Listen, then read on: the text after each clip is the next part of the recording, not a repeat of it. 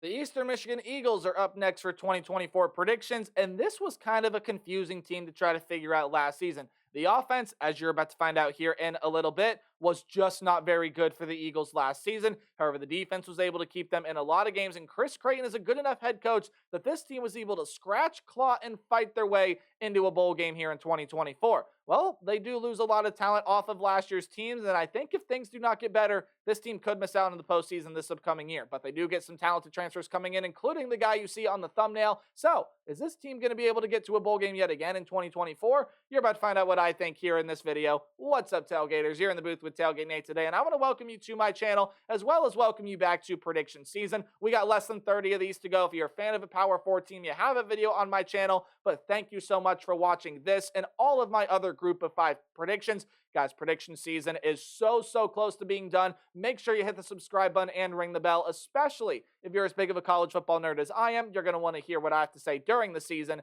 as well.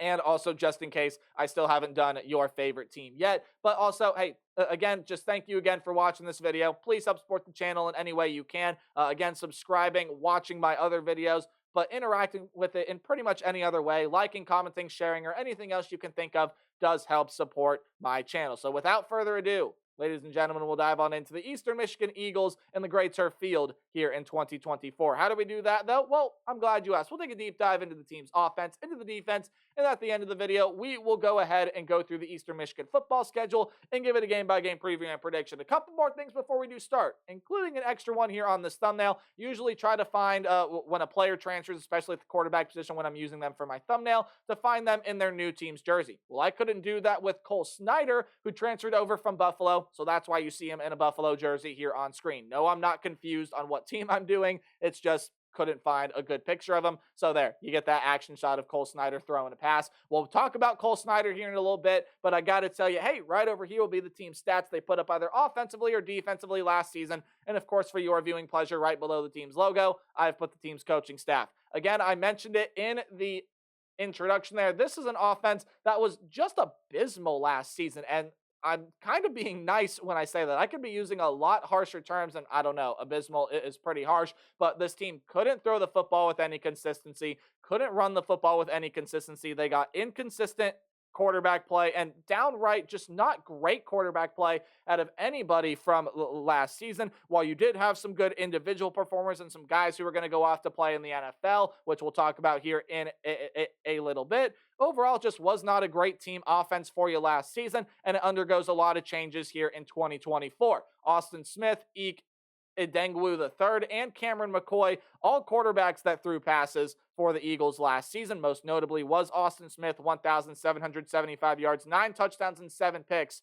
for him last season, and no other quarterback threw a touchdown pass. In fact, when you look at Udengwu and McCoy, 5 combined interceptions between the two of them there with no touchdowns. All of those guys are going to be playing for new programs. They're all off through the transfer portal. You do get one returner back in Jeremiah Salem, however you pronounce that last name, but your starting quarterback of this season, I think is going to end up being, again, the guy that I just talked about a little bit ago in Cole Snyder. Now, overall, had an okay season with the Buffalo Bulls last year. He did post 2,109 yards, 13 touchdowns, and 9 interceptions. But the reason that you can get excited about Cole Snyder here is what he did in 2022. 3,030 yards, 18 touchdowns, and 8 interceptions. You hopefully can get him back to 2022 form. And if that's the case, he'll lead this offense to do some pretty good things here in 2024. Drew Viodo was also in. Viotto, however you pronounce that last name, is in through the portal as well. And Jay Stuckey is a freshman coming in. You will be leaning on Cole Snyder, though. And again, hopefully you can get him back to 2022 form. Running back room. Well, you lose a very talented one to the NFL by the name of Samson Evans. Evans had 635 yards and a team-high 12 touchdowns on 142 carries. That's 4.5 yards per carry for all you math nerds. And your second leading rusher, Jalen Jackson, who had 136 carries, 576 yards, and 2 touchdowns, is off through the transfer portal. He'll be playing for a new program here in 2024. I'll tell you who that program is. the Iowa State Cyclones. He's playing Power 4 football now. Okay, so who comes back in this running back room? Well, Dante McMillan, Dion Brown, but that doesn't give you a whole lot of proven depth. So you are getting Delbert Mims III, who was over from NC State, and he's probably going to step into that lead role as the top number one on the depth chart running back here, and we'll see what he's able to provide for this Eastern Michigan offense. Wide receiver room, hey, J.B. Mitchell III is going to be gone, or no. Sorry, I'm looking at the wrong side of the screen here.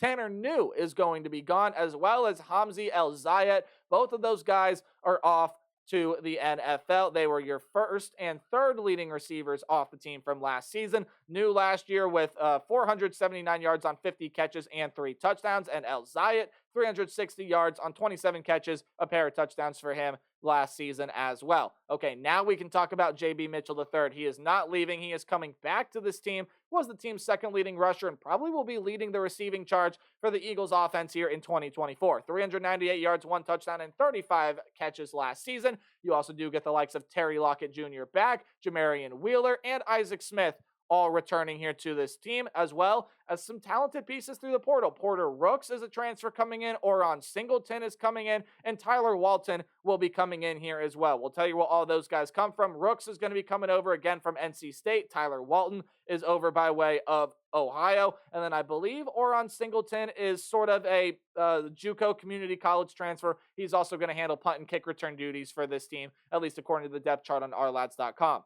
Andres Paskey has gone through the tight end room. He's off through the transfer portal, but you do get 2 very impactful tight ends to last year's team back. That's Blake Daniels, who did lead the tight end room in receiving yards last season, and Jure Getzinger, who is coming back, as well as Jonathan Odom, who's a Florida transfer that comes into this offense. And on the offensive line, you do lose Brian Tooley to the NFL, and Zach Conte is off through the portal. So who all comes back? Ray Lewinsky, hopefully I said that last name right, is coming back, as well as Mac Indestad, Broderick Roman, Carson Lee, Chris Mayo, and Owen Snively, and you get Blake Bustard, however you pronounce that last name, in through the transfer portal. We'll tell you where he comes from here. He is over actually from a Division II program. He's over from the Wayne State Warriors. That's a Division II program in Michigan. So you are getting him in through the portal there as well. Okay, overall, let's talk about this offense for the Eagles this upcoming season.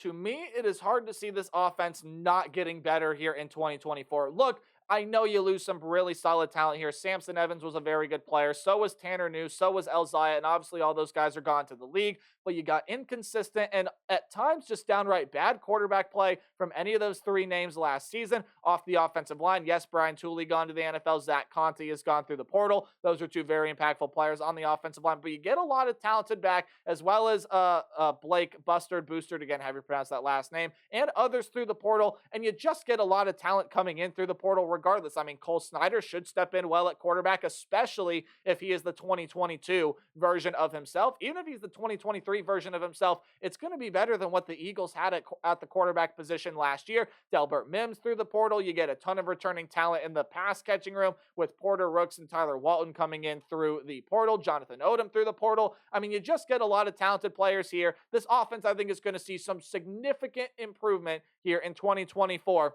as long as all the pieces fit into place. It's just, I have a hard time seeing it being as bad as it was last season, at least in terms of statistics and production from last year's team. You take a move on to the defensive end, and well, you're going to need the defense to improve somewhat this season as well, as it does lose a lot of talent off of last year's team and some really good talent off of last year's team as well. But you're going to need to improve that rush defense. Third down percentage, you'd like to get a little bit lower there. And obviously, you don't want to allow teams to score as many points as you gave up. But overall, there was still some things to like about the Eagle defense from last season. But that rush defense, man, has that got to get better quickly here if the Eagles are going to want to be a team that can get back to the postseason here in 2024. Let's take a look at what they lost, though, off of last year's team. Gone off the defensive line is Micah Coleman, Tim Grant Randall, Alex Merritt, and Jaden Gaines, as all of those guys have decided to play football for new programs in 2024. They're off through the portal. Coleman had 39 tackles, 4.5 sacks last season. You take a look at some of these other names here. Grant Randall, 28 tackles, a sack and a half for him. Merritt did have 23 tackles. Gaines was a pretty solid player when he did get in and play. 6 tackles, did have 1 sack last season. And you also are losing another name. Gone due to graduation is Adrian Gonzalez, 15 tackles and a half a sack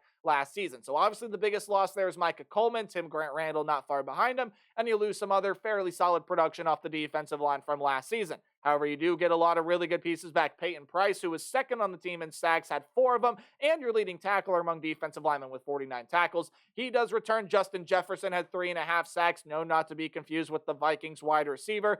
He is an Eastern Michigan Eagle defensive lineman. He had 46 tackles, 3.5 sacks last season, my apologies, not seasons. Joey Zielinski is back. Melvin Swindle and Jez Janvier will also be back here as well, while Dylan Shelton is in through the transfer portal to give this defensive line room a boost. So again, guys are going to have to play a little bit of a bigger role on the defensive line here this season, and Dylan Shelton coming in will provide them some good depth. But overall, I mean, you get Price, you get Jefferson, you get Zielinski back. Pretty good 1, 2, 3 there on that defensive front. Linebacker room, you lose a ton due to graduation, including your top 2 tacklers. Now, the MAC has a lot of really, really good linebacking duos. You go ahead and take a look at Miami, you take a look at some other teams throughout this conference, but Joe Sparacio and Chase Klein were one of the best linebacking duos in the Mid-American Conference. If not, you could argue the entire nation last season.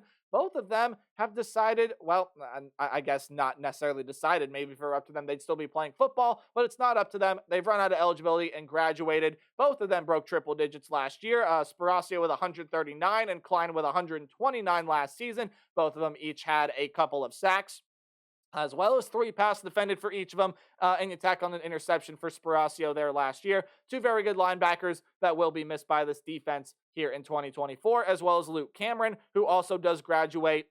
He had 23 tackles in the pass defended last season. So overall, this linebacker room is mainly going to be built through the transfer portal. You do get Bryce Luke, and hopefully, again, saying that last name right, as well as a couple other returners. But again, most of this production, I think it's going to come from the transfer portal. James Jonkman, JT Killen, Luke Murphy, and Zion Fonua are all in through the portal, and all will be major contributors to this linebacking room. Defensive back room, let's talk about it. You lose a lot out of the cornerback room, especially Kempton Shine and Bennett Walker have both entered the transfer portal. Shine led the team with 8 passes defended and was a top 5 tackler last season. Bennett Walker, also a very solid player here in his own right, 23 tackles, 4 passes defended, and led the team with 3 interceptions here last season.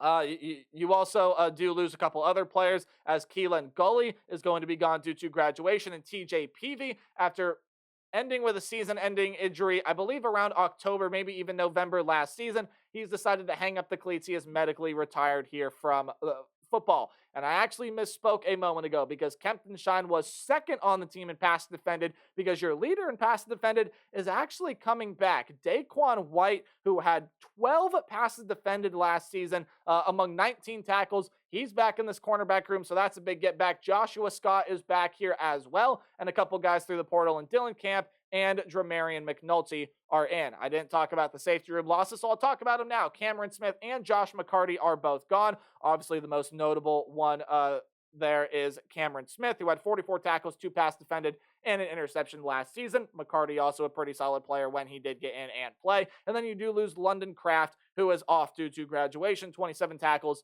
for him last season. Okay, who comes back in the safety room? Well, Quintavious Scandrett, third leading tackler, 58 tackles, 1 pass defended, 2 interceptions, comes back. David Carter and Barry Manning, as well as a transfer portal piece, and Bryce Llewellyn, all return / come in to this team. And with no notable losses out of the special teams room, let's show some love to these kickers. Mitchell Tomasek is back to do the punting duties, and the kicking battle will go on here. Jesus Gomez and Kenyon Bauer, both of them kicked field goals last year. They both will be coming back to the special teams room here in 2024. Talk about the defense here really quickly. I do see it getting a little bit better in some ways. Now, is the rush defense going to get better? I think that all depends on how this linebacking unit all gels together. It's a lot of pieces from the portal, a lot of pieces from different programs now entering this Chris Creighton system.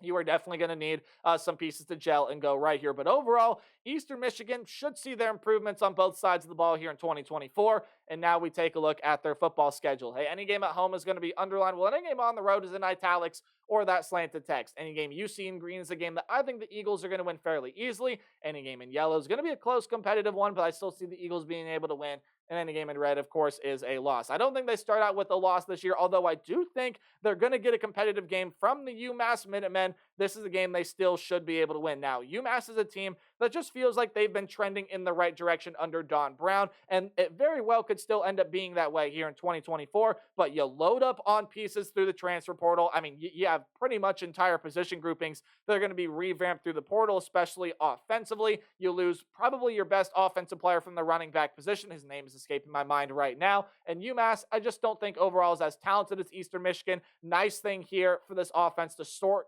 to find their rhythm here at the start of the season in week 1. You move on to week 2, and I just don't think you're going to win this game in Husky Stadium on the road. Washington, even though they lost pretty much everybody off of last season, including their head coach, Kalen DeBoer. Look, you get Jed Fish coming in, a lot of solid talent still there. Still like the Huskies this season, and that I do think is going to be a win for the Huskies, meaning a loss for the Eastern Michigan Eagles. Okay, this game I had a really hard time with. Jacksonville State and Eastern Michigan. If you're just going based off of what these two teams did last year, and you look at the stats and you look at the numbers and you look at the eye test and you look at film, you would probably say Jacksonville State should be able to win this game, even though it is a road game for the Jacksonville State Gamecocks. I do not think so. I think Eastern Michigan is going to be able to win this game. Now, look, Jacksonville State's got a lot of really solid talent here. Logan Smothers is back at the quarterback position. He was a former Power 4 player. Over with the Nebraska Cornhuskers. You do get some really good pieces at running back as well in through the portal. You bring in some very talented pieces in the wide receiver portal. Defense returns a ton of talent from last year. Jacksonville State's still going to be one of the better teams in Conference USA, but Eastern Michigan is going to see some tenfold improvement, especially on the offensive end this season. I think the offense is going to be able to help them win this game this year, especially if Cole Snyder can get back to 2022 form. Again, even if he can get back to 2023 form, it's better than what Eastern Michigan had at the quarterback position last season. I think they're going to be able to pull off this stunner here. Maybe you could consider it a group of 5 upset, as Jacksonville State could be on their way to an 8, maybe even a 9-win season this year. But I do think that Eastern Michigan is able to win that game, and I do think they beat the St. Francis Red Flashes there at home, there to round out non-conference play. So a pretty solid non-conference here for this Eastern Michigan Eagles team to start out this season, and then you roll on in the conference play. You move from the Red Flashes into the Golden Flashes of Kent State. And look,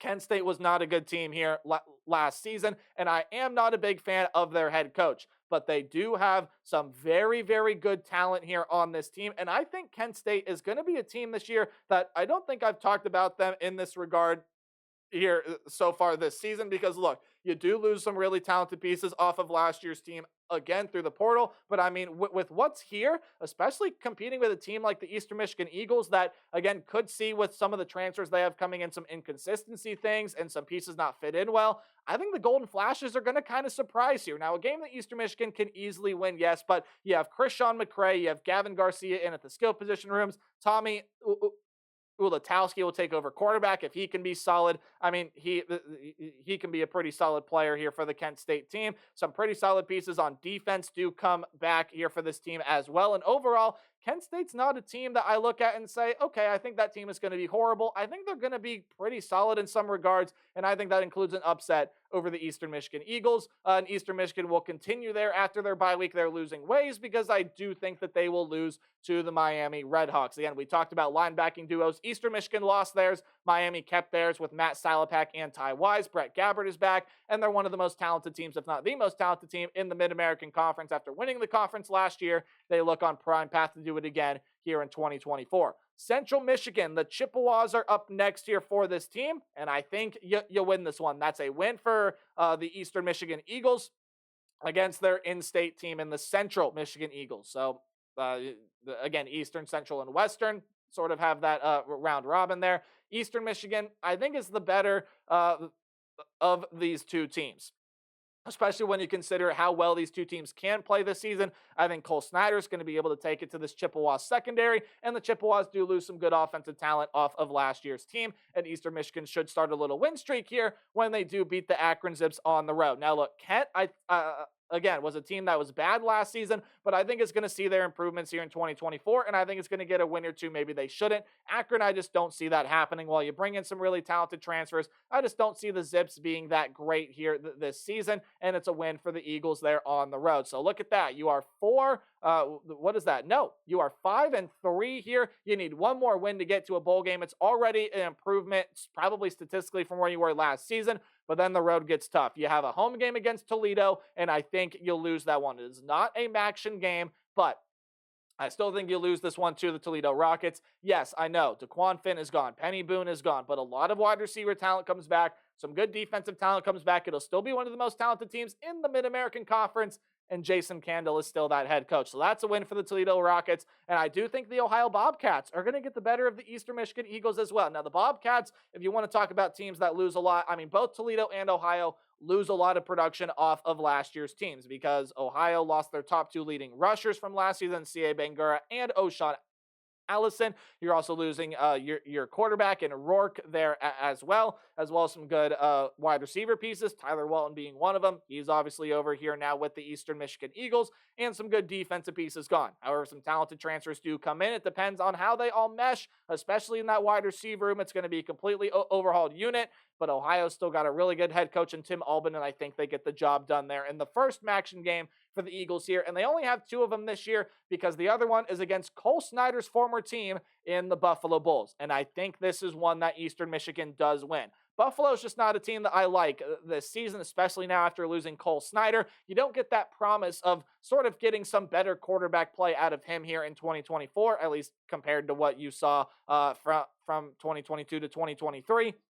Buffalo lost some really good talent. I don't think it's going to be that great. That's a win for the Eagles, but I do think they lose their last game of the year to the Western Michigan Broncos, a team that, look, this is another very winnable game in Eastern Michigan. I think definitely if they win that one, I mean, obviously they'd be on their way to a 7-win season, maybe even an 8-win season if they're able to beat a team like Kent or maybe pull off an upset somewhere else. But Western Michigan still got some good talent. Hayden Wolf at quarterback is a solid player. You got some good skill position players, including Anthony Sambucci and Kenneth Womack there at the wide receiver room. Some transfers coming into that defense as well as a lot of returning talent. I think you lose that one to Western Michigan and you go 6-6 this season, 3-5 in conference play. Look, I think overall this team is going to see an improvement from where they were last season, but you did lose a lot of solid talent last year. I still got you going bowling. Let me know what you think in the comment section down below. Remember to play hard but tailgate harder. And my next video will be on the South Alabama Jaguars. Goodbye.